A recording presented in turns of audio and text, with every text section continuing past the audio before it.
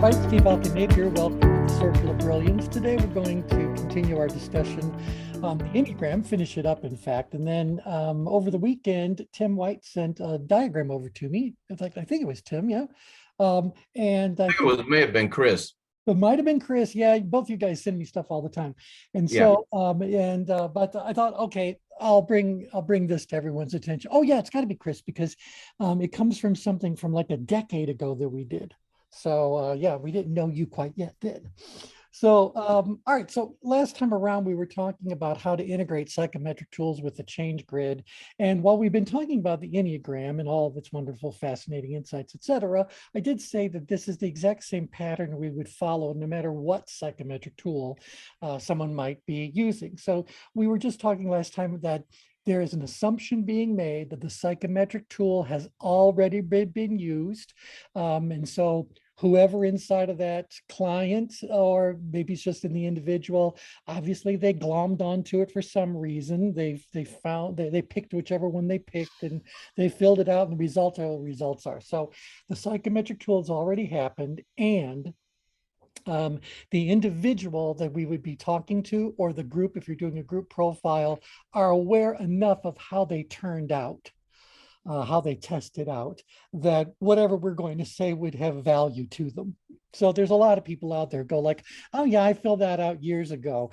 I can't go into a conversation with them with the assumption that they remember whatever it is they learned about themselves way back when. Get the idea?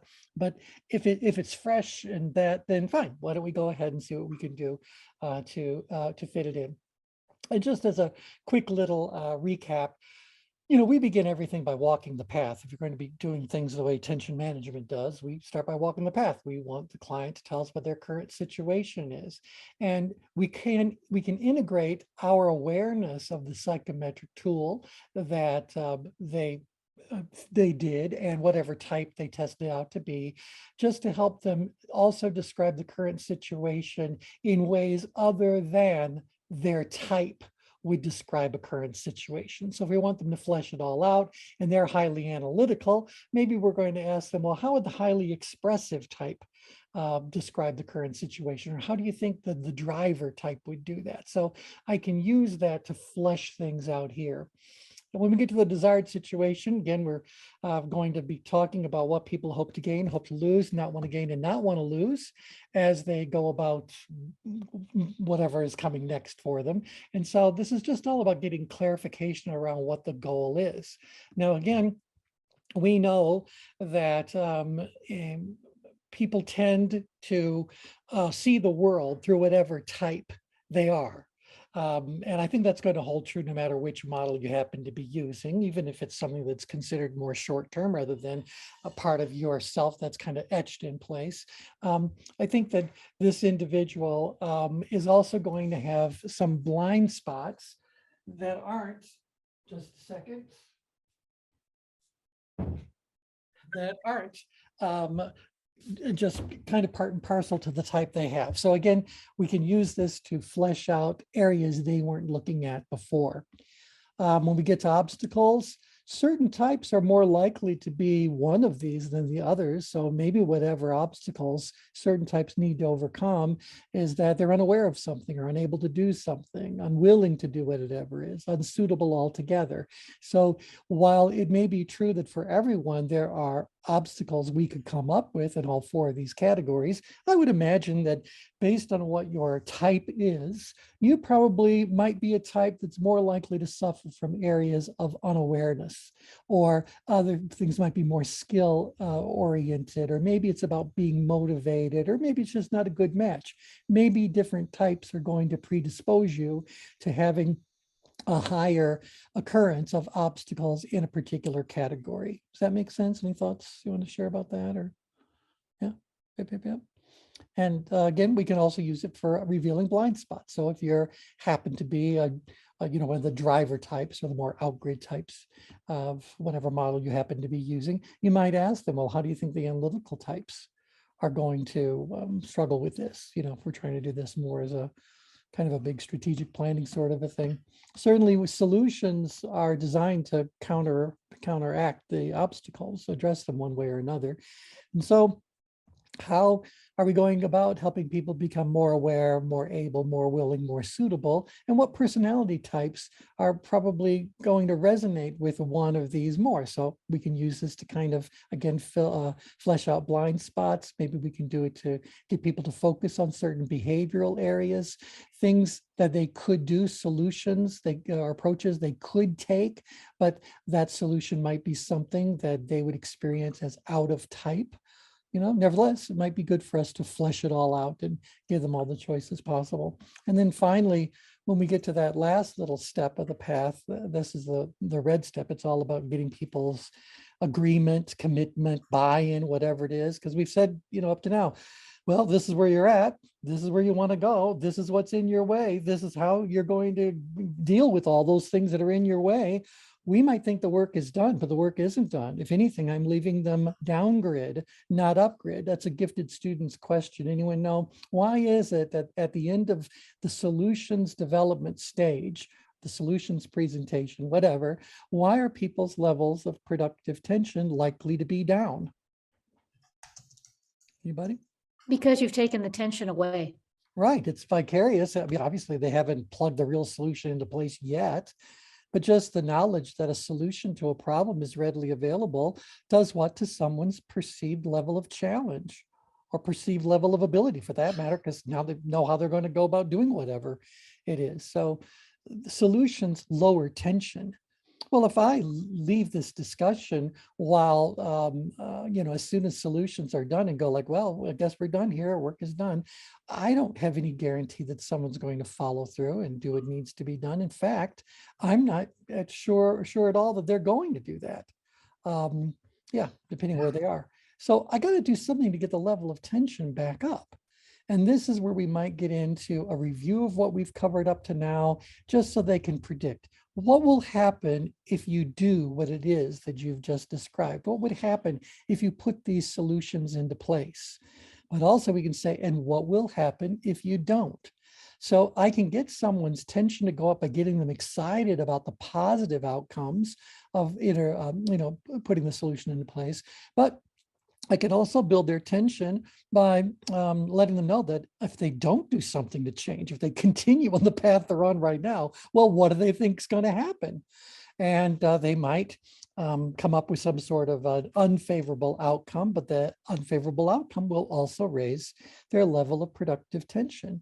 Ultimately, I need to get them to have some sort of a commitment, some sort of an emotional attachment, and some sort of a behavioral, I want to say, agreement that they're going to follow through and do what needs to be done. And obviously, this is where we would go based on their type. How many of them are likely to agree but not follow through? Who among them is likely to agree and you can count on their type supporting their movement down that desired path? That's a big one to me, because that's the one where, for some, as you think about in healthcare, that can make the difference between life and death, right? Yeah. In many cases, especially if they don't follow through. And since they spend more time outside the office, outside the clinic than in, it makes sense to understand this about them, to where you can say, okay, if this doesn't happen, here's the contingency plan if you don't follow through. So it gives them even something else to hold on to. Because, I was going to ask a question about solution, right? If tension goes down, is that based on the perception of that? Or is it based, the experience is something else when they're like, oh, this is too much, and I check out? Well, I guess it depends on what direction they're going on. But bottom line is, it's always about people's perceptions of things. So if you give them the solutions and they go like, oh, that's going to be a lot of work, or oh, that's going to take a lot of resources, or oh, I don't have the energy for that, or oh, whatever. Well, they might run away from the solution because they personally don't want to do whatever the work is that needs to be done. But on the other hand, if you can get them to really buy into it and say that by taking the medications, by doing whatever you want them to do, the exercises, changing their behaviors or whatever, you can predict great outcomes. Well, all we've talked about are things that are happening in their mind at this point in time. So what do they have other than their own perceptions of what's going on? Yeah. T, would this be a good place to put the commitment phase from Master Stream? Well, absolutely. Absolutely. This is the end of it. If we were to actually do our little flow around the master stream, this is that last little moment. Because think about that, phase 3 is where we actually are providing the solutions. Phase 4 is where we are raising the tension back up to get their commitment. And once we have that, now the question is going to be, what's the follow through going to be like? And that happens in these other steps, by the way, the follow through really piece. But what it might be here is that when we're talking about commitment, particularly if we know their type is not one that's kind of naturally geared towards following through on their commitments, we might want to say to them, how are we going to support you in that commitment? What do we need to do? And it might be something about having accountability put into place. So I could put a lot of other words here that describe what's going on in that red step, but it really is about someone buying into it, developing an emotional connection to the drama. They got these problems, they got these solutions. Will they not do the work? Join us next week and we'll see. We got to get them to actually agree to follow through, participate, or agree to being monitored and lovingly pestered a little bit, perhaps checked in upon. So that's all going to be part of this as well. Yeah. Yep. And I do think this is a great opportunity to bring in whatever the typology happens to be and say, based on the type that you have self-identified with, this is what your own built-in kind of obstacles are when it comes to commitments, when it comes to following through. Or you might say, luckily for you, you're one of those types. So once you make up your mind, you're unstoppable. So, it all depends. Who are we talking to? So I do think that the typology, or rather whatever psychometric tool you're using, can be pulled into beneficial play at each one of these stages along the change grid. And then, of course, they got to complete the change grid. Obviously, we've been extracting an activity list as we walk our way through the path. That's really the whole point of the path. But at a certain point in time, that change grid is going to be completed and we're going to review it. Well, when I'm reviewing a change grid that I know what their psychometric tool of choice happens to be, you got to believe I'm trying to think like, how can I build upon that? How can I do that? Because I'd like people to think that what the change grid actually does is lends even greater value to the psychometric experience they've had. So the change grid isn't a replacement. It lives in harmony with every psychometric tool because it picks up where they tend to leave off. And that's fine. That's fine. So certainly we can factor it in as we get our thoughts together about what we're going to focus on and ultimately share during the debrief. And then last thing we do, we work our way through the actual debrief. And I suppose I could add number 4 and say you put together whatever the action plan is. Ooh, how big. So action planning, and certainly I think that we can fit their personality or their psychometric into great use there as well. Okay, so yeah, forget the alignment issues and the size thing. But I think that's pretty much where it fits in. Do you guys have any comments, thoughts about how you integrate the change grid into a client who already says, oh, by the way, those of you that are out there selling something to larger kind of corporate clients, don't be at all surprised when you bring up the change grid as a tool for this, that they're going to go like, we're already using DISC.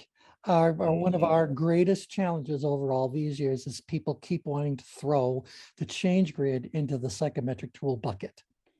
And that's not where we belong. I mean, that's not to suggest there aren't certain psychometric elements that the change grid does touch upon, but it's not its goal. Its goal is to be the action plan, the actual tool of change to happen. Yep. How do you respond to that? When they do that, I say that's not what we are. Got it. I can see your confusion because we do have a diagram, but that's not what we are. So we are not attempting to describe who the person is in any way, shape, or form. We simply want to understand how they're going to respond to something very important to you and be able to identify how engaged they are in doing the work that needs to be done, the type and level of support they're going to require, and what we need to do to really ultimately get them to the destination they look for. So I always want to position the change grid as an action planning tool, not so much as a static, descriptive, psychometric sort of thing. That's where the work is. And for all of you that use psychometric tools, you have to know this, that while you may receive some compensation from someone actually filling out one of these psychometric tools, ultimately the money that needs to be made is in how you go about supporting that person in their life as they are doing what their life requires them to do in a given moment. You're just kind of coming at it with this knowledge of this kind of psychometric sort of profile they came to you with. Does that make sense? Mm-hmm. Yeah. Yeah. I hear people say that all the time. You know, I, like myself, I'm INFJ, and you literally hear people say that. Yeah. Like, I am this, and this is explain, you know, my behavior, and it not fully, it doesn't. No, of course not. Well, and again, because, all right, so let's go back to the whole idea behind the merging of brilliance. The merging of brilliance just acknowledges that brilliance arises from an infinite variety of sources over an infinite period of time. All we want to do is to blend those elements of brilliance together, because while each one of those things brings brilliance to the discussion, they also bring blind spots. And so if we can find some way to integrate all of this brilliance into a single model, maybe, just maybe, the act of integration will help shake out and resolve many of the blind spots and problematic moments that a lot have. So, and the biggest one they all share is they're incomplete. Mm-hmm. So get it, by definition, they're making a tiny map of a very complex territory. So something's got to be left out. In fact, the vast majority of detail has to be left out. And so, you know, you can only do so much. It's always going to be a general kind of thing. Yeah, I have a question for you. It's related to the topic, but I have two individuals in their 20s one who is looking to become an insurance agent and ultimately take over management of the insurance agents inside the agency, and another one who wants to be the marketing manager. And these are both ISs. Yep. And they both are, you know, in their 20s and don't understand what commitment is yet, I don't think. Yeah. What do you do with them? Well, the thing is that we have to say that the change grid overlays on every human being. And so even though they are them, and they've got their own little set of challenges and assets and liabilities and all that, they've got all the things that make them, they still have a whole change grid available to them. And Right. so I have to approach each individual with that as my starting point. I need to figure out where they sit, not on the change grid, but on their change grid. And Right. then I'm going to give them not the upgrade maneuvers, but upgrade or downgrade, change grid maneuvers that make the most sense for who they are as they are. So an upgrade maneuver I might use with a driver could sound very different than an upgrade maneuver I might use with someone who's deep down in apathy. They're both upgrade maneuvers, but what direction am I really trying to move them to? What's the unique combination? So, and I just have to work within that individual. Now, luckily, if you're doing this from a coaching perspective, you're doing most of the work by asking questions. And so the goal is for them to come up with any and all strategies they can. And, your job is to basically prime the pump a little bit, steer the boat a little bit, ask questions to flesh out whatever it is. Ultimately, that's the whole point of the Oracle of the Self. People really do have the ability to resolve most of their problems most of the way, most of the time. They just don't exercise that. So they need some help, some guidance. So what you just described, is that the getting a centering for clarity? Because I often find, like, for myself, a lot of that kind of clarity comes with what you just described. I call it removing barriers, right, so that I can see. Yeah, and so you have to remember that they're coming to you and they've got their set of barriers, but you're also working with them and you have your own barriers. So for example, how many of you would like to have surgery performed on you by someone who is a free spirit in working models? Anybody want to be operated on by a free spirit? No. No, I'm thinking No. I really like someone who's more of whatever the analytical version is. I'd like them to, mind you, I don't want them to be down in apathy. I don't want them to feel like the challenge is so low they can do this on autopilot, because careless mistakes end up getting made. Negligence is an act of being too far down grid. So I want them to probably be, moderately challenged, because stuff happens. No two surgeries are going to go identically, but they need to be analytical enough and confident enough to do what needs to be done. Well, that does not describe the lion's share of people out there. So aren't you glad they didn't become surgeons? So, that's what we really are just trying to do here, is steer people away from things that aren't suitable and towards things that really are more suitable for them. Did that answer your question, Brian? Yes. Yeah. Okay. So anyway, now, so we can fit it in umpteen different places. I would encourage you to do this. And by the way, rather than viewing the existence of an incumbent psychometric tool in a corporation or in an individual's life, recognize that important information has just been shared with you just by nature of the fact that that situation exists. So what do you learn about a client who is already glommed onto a psychometric tool? What do you automatically know about them? You're interested in learning something about They're interested in themselves. learning. They were Yeah. interested in learning something. They were interested in whatever, for whatever reasons. We'd have to ask some questions to get all the details. But bottom line is, they made a decision prior to us meeting to bring into place some sort of a psychometric experience, whether that was facilitated and it was like a retreat kind of a thing, or if it was a corporate-wide development program. I don't know. But what I do know is that they did it. And so I know they're receptive to it. So rather than go in and be ready to explain that we're not a psychometric tool, I think it's better to go in and say, we understand that you use a psychometric tool, or that you guys are very active users of whatever the tool happens to be.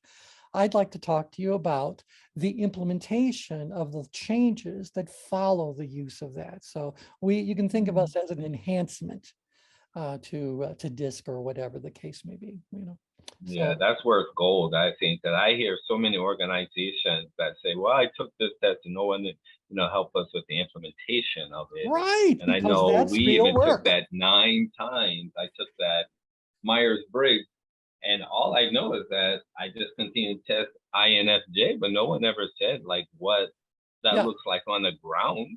Right, yeah. So like, now what? Now what? I mean, thank you for these insights. I do find myself fascinating, but was there an intention behind all this? Okay, anyway, there are also times when you're just going to do a change grid. They have no prior psychometric tool experience. So you're going to do a change grid, doing the path, forgetting all these little places to insert, just do whatever you would normally do, following the path.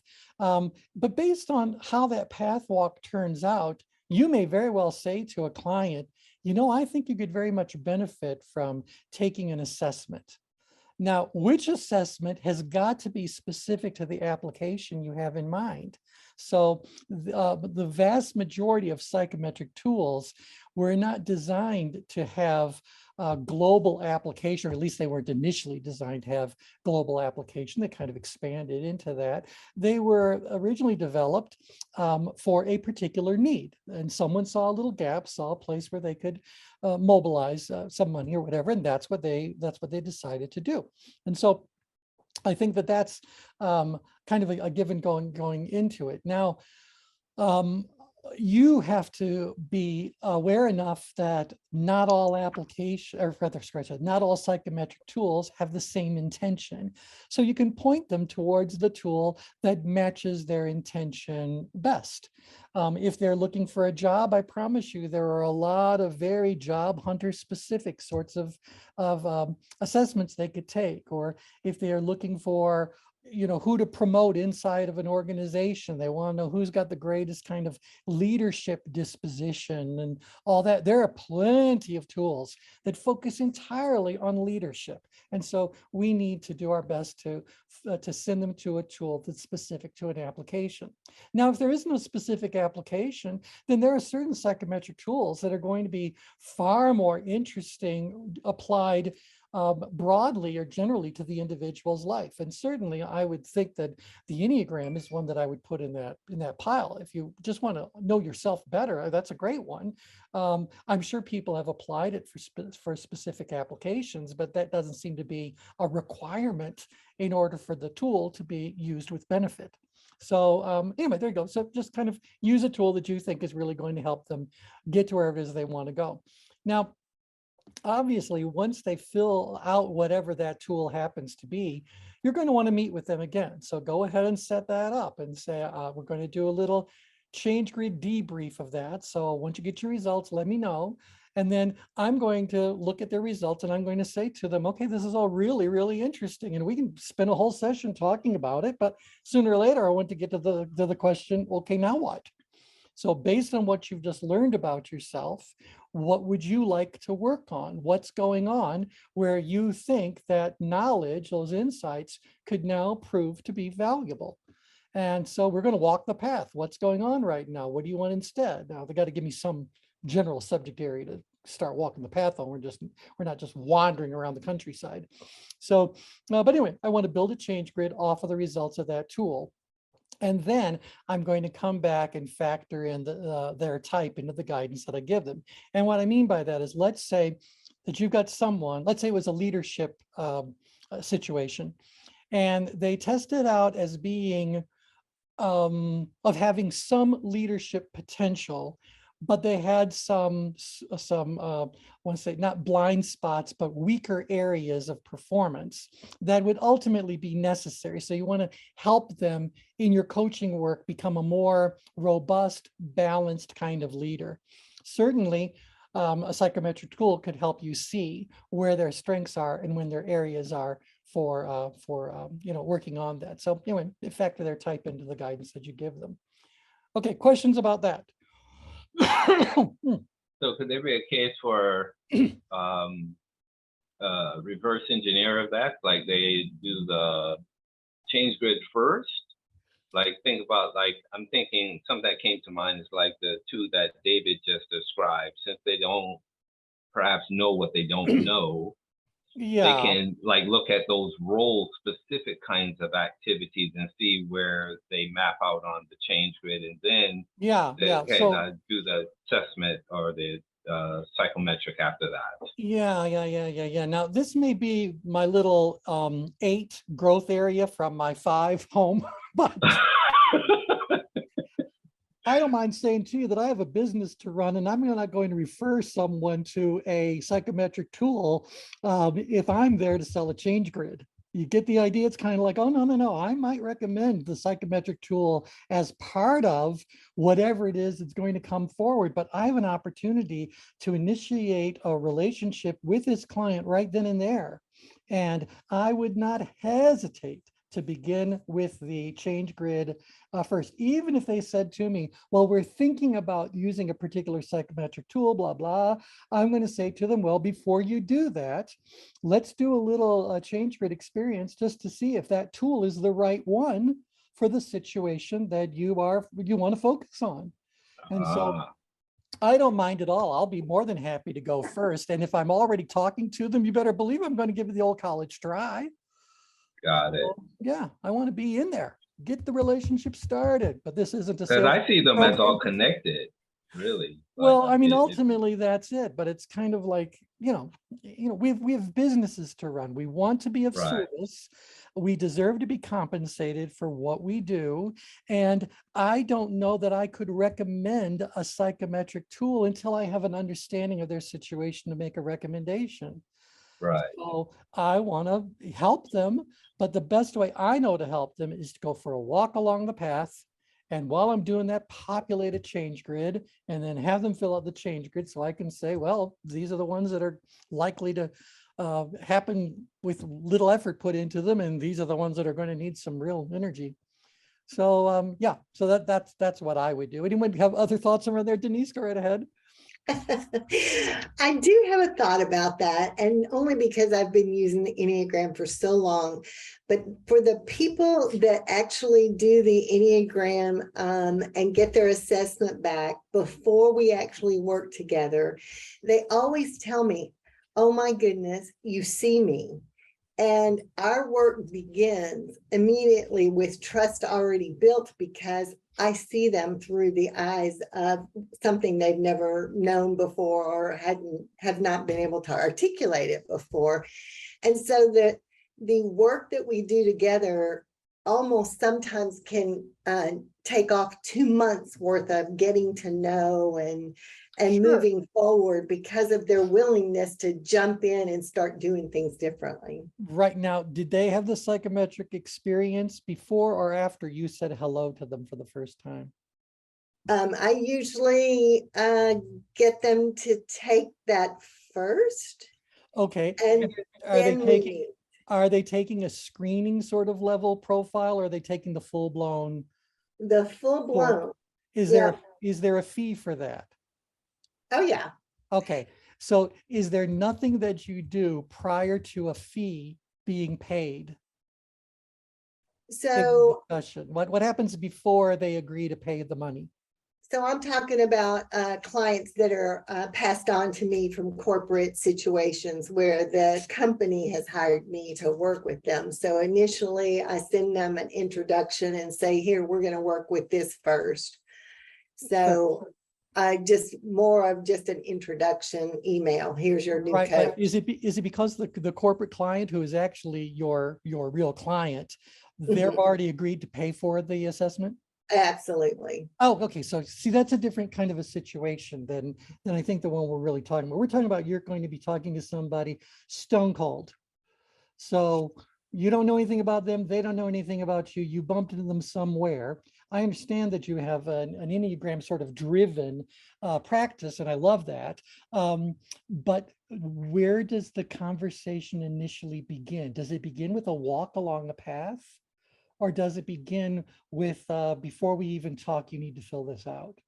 Oh, you're right. I mean, and when there's clients that are not corporate clients, I always do the path first. Yeah, yep. Now, Yeah. even though a change grid doesn't come out of that necessarily, Right. obviously you could do it if you wanted to, but if walking this little path tells you that, hey, the big part of the solution here is for them to increase their awareness of what's really going on, so they can understand what their suitability issues may be, or getting back to these obstacles.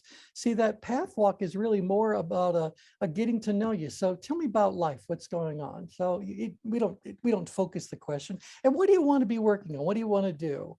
Well, what's stopping you from getting there? Well, I may very well right then say you need to do the an Enneagram or whatever the tool happens to be.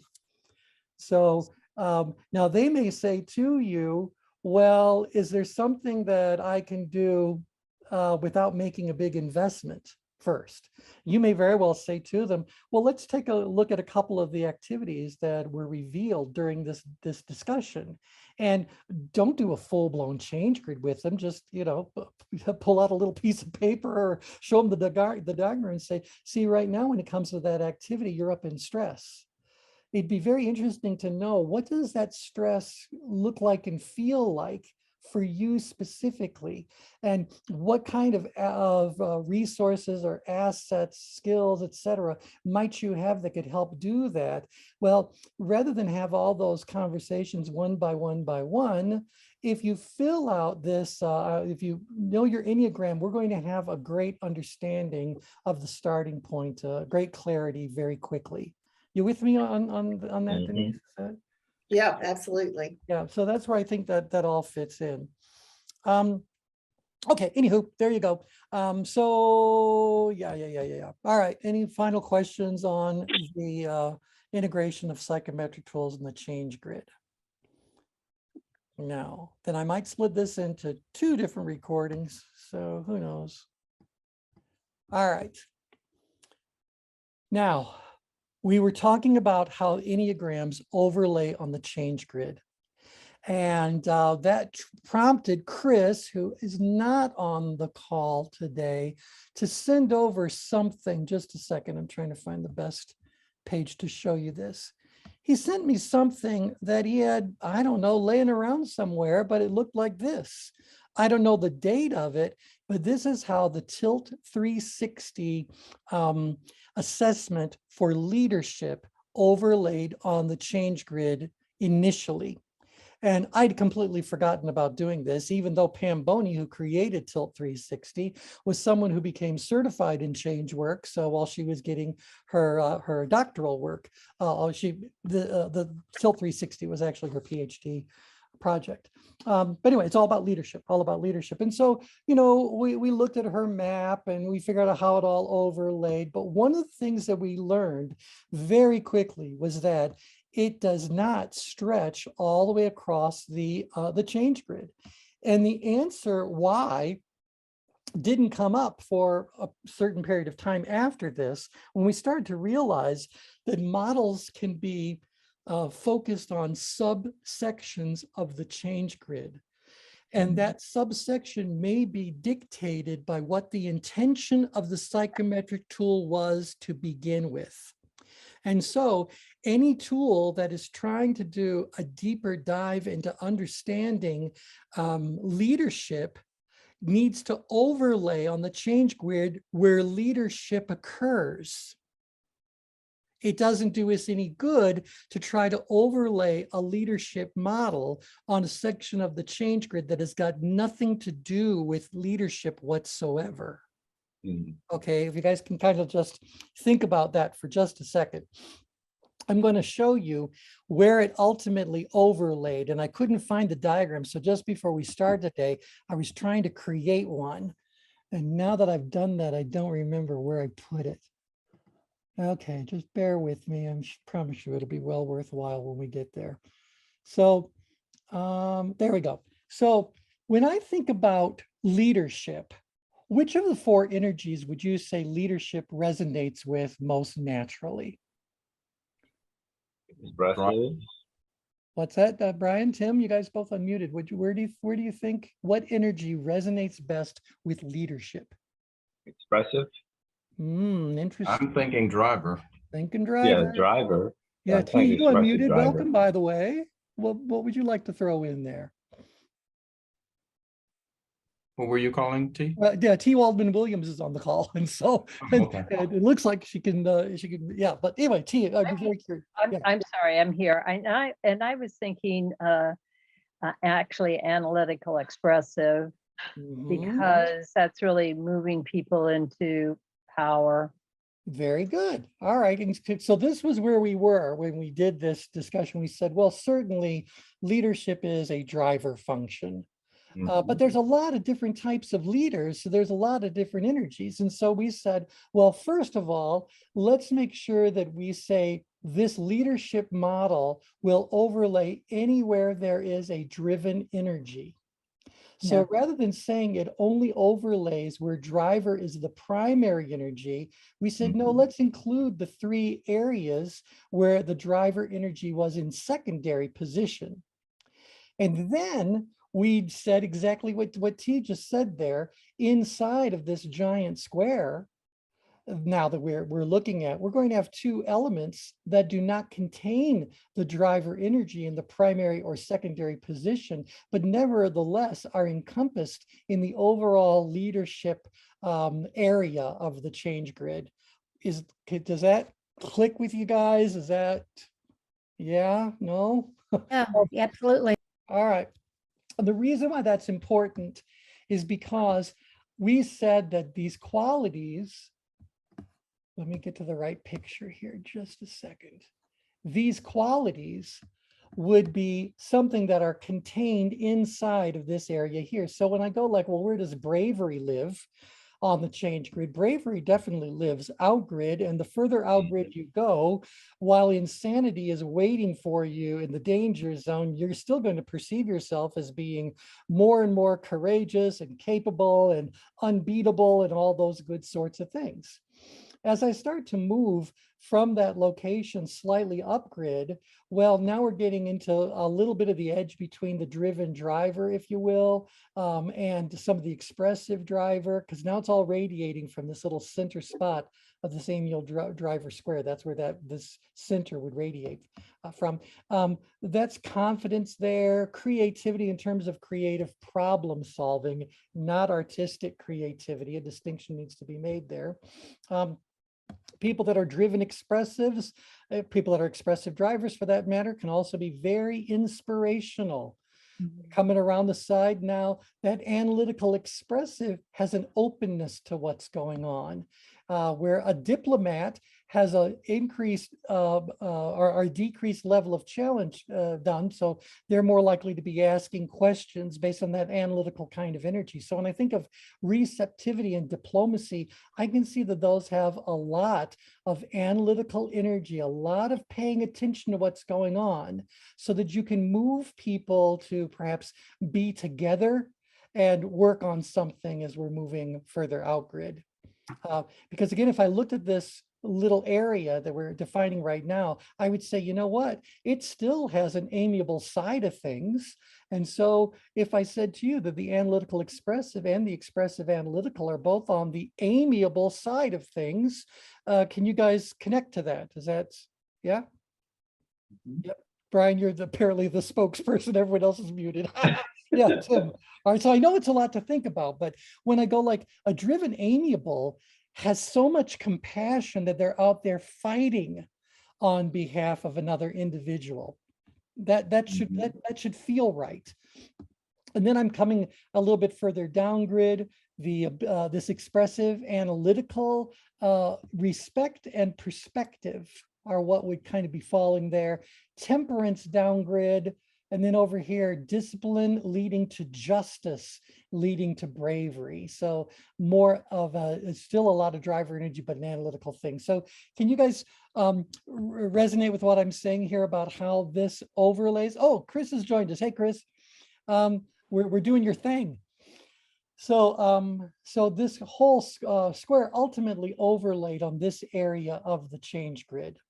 All right, questions, thoughts about that? Because I'm going to take it up a notch in just a second. Interesting. Yeah, yep. Okay, well, somewhere along the line, we lost touch with Pam, but I did a little search and they've upgraded the diagram. And now, in fact, she's brought on a separate CEO and all that. It's no surprise, people that are very idea-oriented may not be the best leaders. So you might need some other energies. And so it's an interesting story about how she wanted to bring in that. And this is all, by the way, in her bio. So go to her website, Tilt 360, and you'll find out what's going on. Well, now instead of it being outgrid, and I think the descriptor was bravery, you can see that they've added a little bit more there, that this is where these three over here, the outgrid three, are where it's about courage. It's about your gut instincts, results driven kind of energy for going on there. Well, to me, that resonates almost, perfectly with what we know about the driver type energy. We start going a little bit upgrid now. Oh, by the way, they changed some names. So here we have confidence. They refer to that now as the champion. And for bravery, boldness, bravery isn't used as a descriptor, maybe in their content, but not on their little diagram here. Boldness and explorer. So that's very interesting. Coming down to justice, what used to be called, or initially in her PhD, now it's guardian and integrity are what they're using for that. So what is the gut instinct? I'm thinking the gut instinct, or at least my perception would be, I guess I'm not resonating with outgrid per se. If you're outgrid, outgrid is very much trusting your gut, or trusting, I'm going to say, your instincts about what's going on. It's really is about being willing to take the chance for no other reason than you believe that that it's the right thing to do. So I think if you really look for times when people use the phrase they're going with their gut, they tend to be gamblers. They tend to be more on this outgrid risk, not only risk, they're not risk averse at all. The opposite would be what they create risk where it doesn't exist to make things Got it. more interesting, more engaging, that boldness. Let's go and explore what we haven't seen before.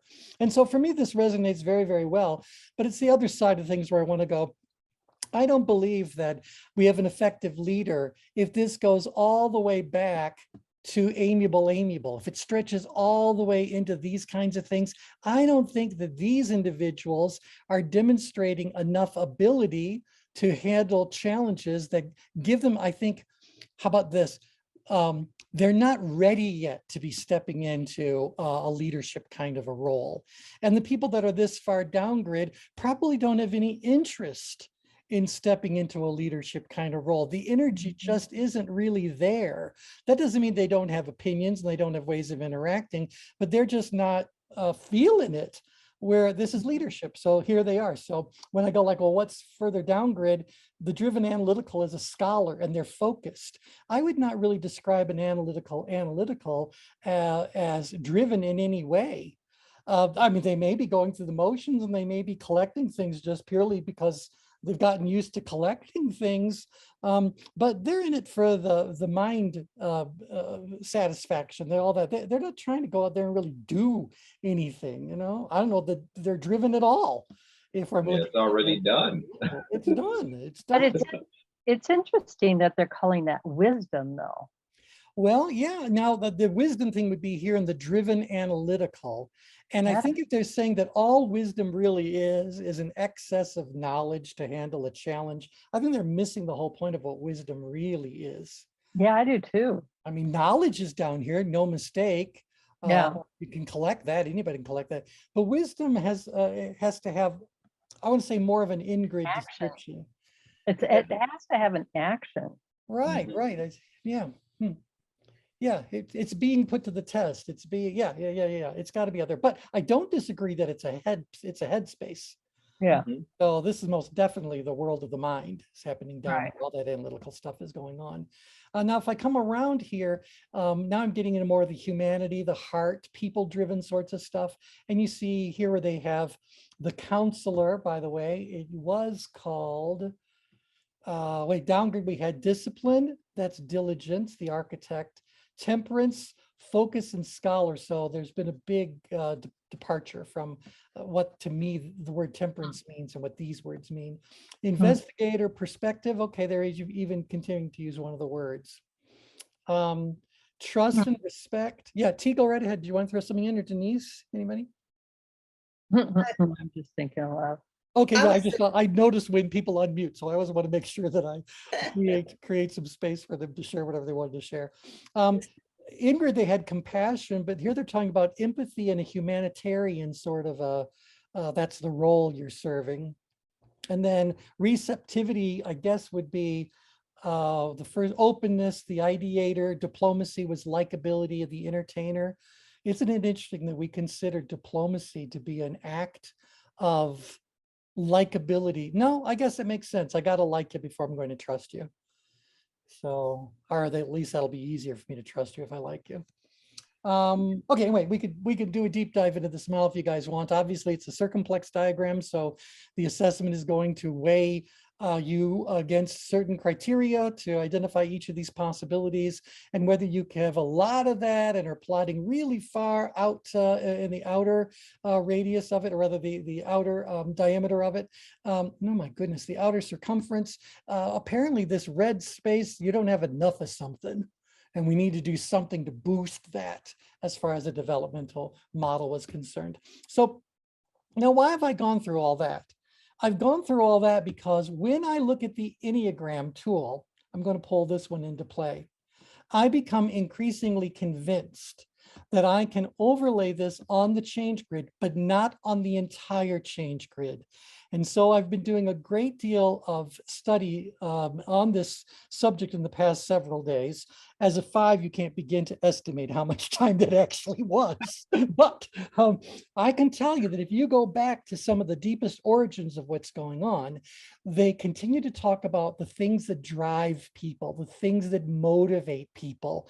It has been expanded greatly beyond its initial, I want to say, first deployment, if you will, by, I think that was Ikazo, is that how I say it? Ikazo, I'm going to believe, is how you pronounce it. But nevertheless, I think that it may overlay on the same spot, the same general area, but some rotation is going to have to occur, because energetically, for that overlay to occur, one of these types has to be the one that's out there doing what the driven driver energy does. So Denise, you're our resident expert. Are any of these 9 types more of the driven driver energy than any of the rest of them? I would say the Challenger probably has much more of a driven driver. All right, so to make this happen then, because what I like about that is it moves these 3 like the helper type into the in-grid side of things. And Mhm. that's what I wanted to be able to do. I also think, all right, opposite the Challenger would be somewhere between an achiever and an artist. So that achiever artist kind of combo would need to overlay in the driven amiable energy. Mhm. But so there has to be a certain element of creativity. There has to be something to satisfy the artist's desire to do what's going on. So what I'm just saying, I'm not ready to overlay it yet. But because the original diagram, and Denise, you can speak to this far more expertly than I'll ever be able to do, but the original diagram had none of these interior lines were present. It was really just these 9 spots, and they didn't even make it a circle. They designed it as a 9-sided figure, which they called an Enneagram or a nonagon. But because they were doing Greek, they used the Ennea front of it for 9, but it had 9 little sides to it. And each one of these was a 140-degree angle to end up making it all happen. And they were ordered around this as a continuum because they did believe that the qualities of the loyalist will at a certain point in time find an overlap with the enthusiast. And that pattern is going to continue in all sorts of shades of gray as you work our way around. But sooner or later, that thinker evolves from being an artist. And so it's all, you go around and around, and you can go clockwise or counterclockwise to know what it is that you ultimately want to be focusing on. And so if things are arranged in that kind of an order, if there's that degree of logic present, these were not randomly positioned. I have yet to understand what was the one or subset of characteristics that they noticed would change as they went around this diagram. Denise, do you happen to know what that specific, why they're arranged in this order? So we got to forget all interior lines. Those came later. Yeah, I don't. Yeah, but you figured they arranged them this way for some reason.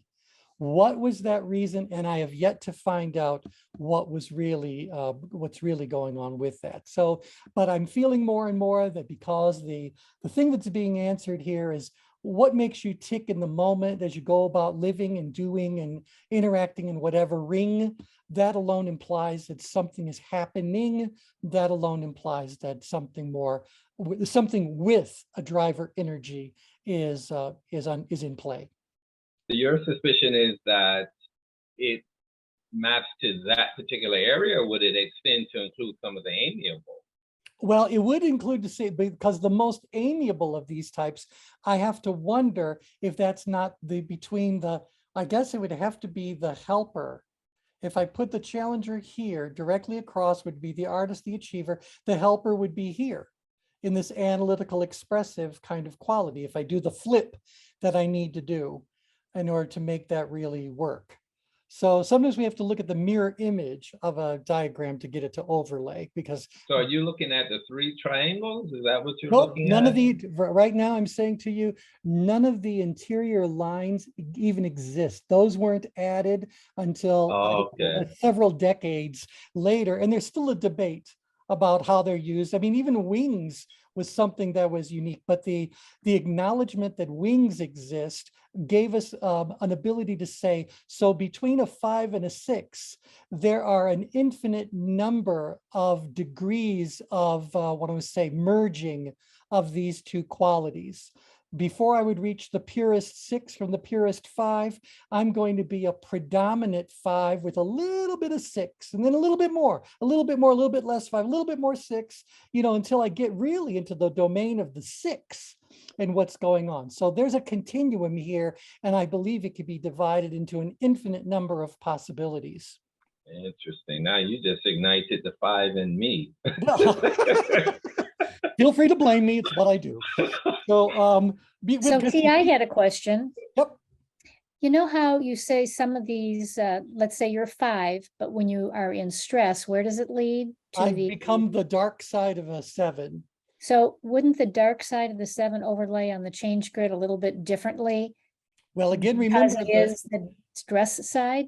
it may overlay on the change grid differently, but it may also overlay on the change cube in some different way that we're Oh, I looking get at it. Because again, remember that whenever you're looking at a change grid, you are looking at one of 3 possible surfaces of the change grid. Right. So, right, if I'm looking at an XYZ coordinate system, that can give rise to at least 3 planes. Right. Right? Is that all of you that are on the call? Can you graphically or do that in your head? So you see, if I've got a 3 dimension coordinate system, there's going to be 3 planes that are formed. The plane we're looking at here is perceived challenge versus perceived ability.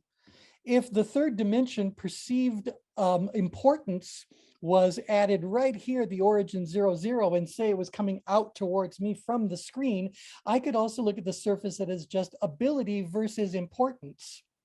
And Yes. this one would be challenge versus importance.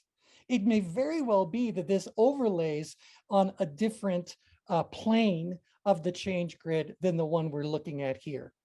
If that's too much, just let it float on by. But if you do enjoy this whole idea about the merging of brilliance, don't limit yourself to the belief that all models are 2-dimensional, and that there are some very good 3-dimensional models, and we sometimes need to move into a 3-dimensional space in order to see how something could overlay with greatest benefit.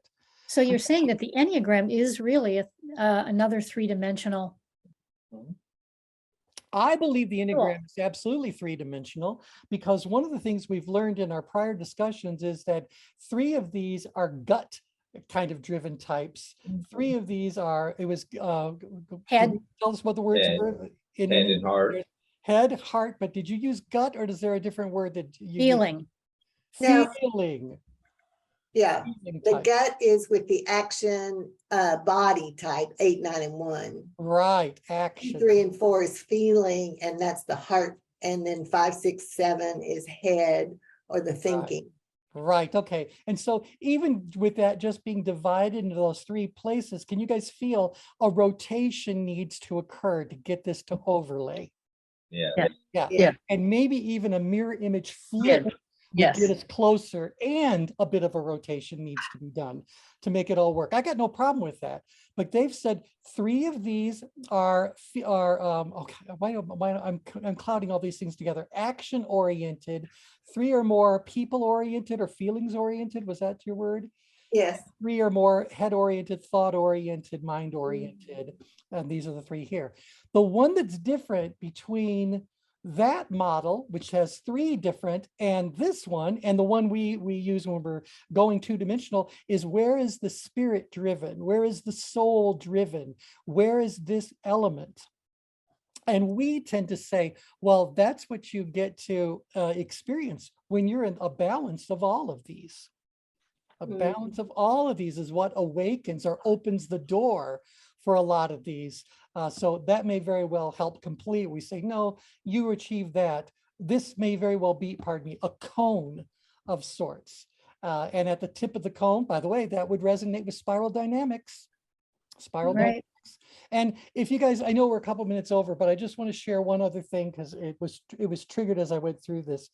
If you read the original work from Ikazo, which goes back to the 1930s, 1920s, a long time back. And he's in, I think it was Bolivia, but definitely a South American or a country. There was a whole movement. There was a whole school that was created. Start with an A. I forget what it was called. Denise, do you know No, the original school? I But could find basically, it. he said, and this is why he got into a big falling out with the guy who took it over in the 1950s, whose name escapes me at a moment, but he's probably the more popular one because he added these other dynamics that we're talking about. But Ikazo ultimately unfriended him in our lingo today, but shunned him because Ikazo said from the very beginning that these are not personality types, that these are all things that all people possess to one degree or another. And when they choose one over the other, it is called and he had a word for it. Just 1 second, and I'll tell you what the word was. Let me do here. Okay. Okay, so here it is. One moment, one moment, one moment. I know you guys are going to find this so worthwhile once I can type and think at the same time. Sorry. And it's really good too. And now they can't find the server. Stop looking for a server, just look for the subject. And I'm a happy guy. All you got to do. And then does a 5 talk to computers? Is that one of our trademarks there? Denise, tell me. I need to know. I certainly do. Yeah, there you go. There you go. So I need to go to Oscar Ikazo. Claudio Naranjo is the guy from Chile who came up with it afterwards.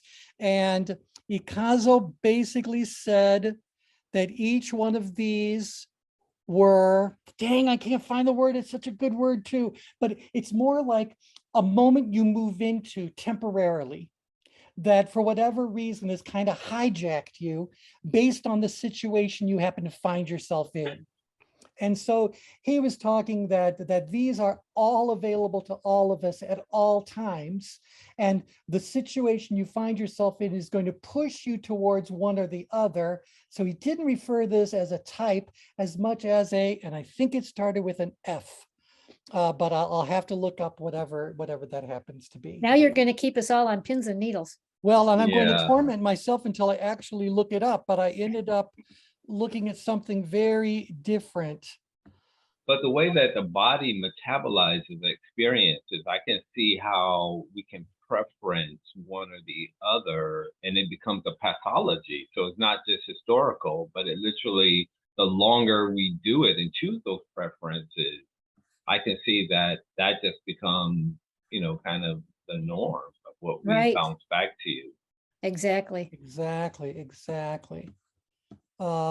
Just a second. There's lots of lawsuits involved in this too, just so you guys know. Oh, here we go. His school was called Erica, AARICA. And basically he referred to each of these 9 possibilities as fixations. Mhm. That's really important because he said, depending on the situation, you not only can move towards one of these spots, but you become this so focused on this particular angle that ends up dictating a whole lot of things. And see, that's pathological. Right. And so let me Yeah. just read this. As presented in later years, a large part of Erica is the study of classical philosophy as compared to modern philosophy. This is a departure from the early 1990s when he was trying to focus it on Buddhism or whatever, blah, blah, blah. Like some other systems of self-actualization, Erica works with the ultimately illusory separation of essence and ego. An important aspect of this work is to observe one's habits and reactions in accordance with a typology of 9.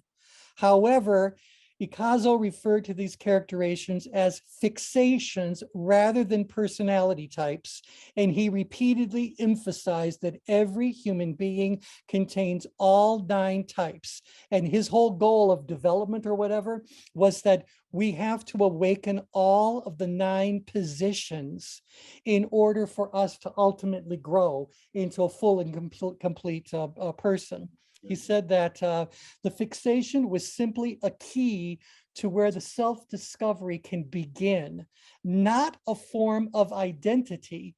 And he specifically said, like your sun sign is in astrology. So I had to, I had to laugh a little bit. But I thought that was interesting. Now, if you look at more advanced thoughts about Enneagrams, they've moved this more into a typology system. Most of them, and we've even heard Denise say this on numerous occasions now, that we all have all these things to one degree or another. Yep. All right, so with that, we've gone over, but hopefully you guys found this interesting. We'll Very see interesting. next time around. Good. Okay, so closing thoughts? Yeah, it was good. I'm All going right. to look that up. Great, please do, go right ahead. All right, thanks everybody, bye for now. Bye. Thank you. Bye-bye. Bye.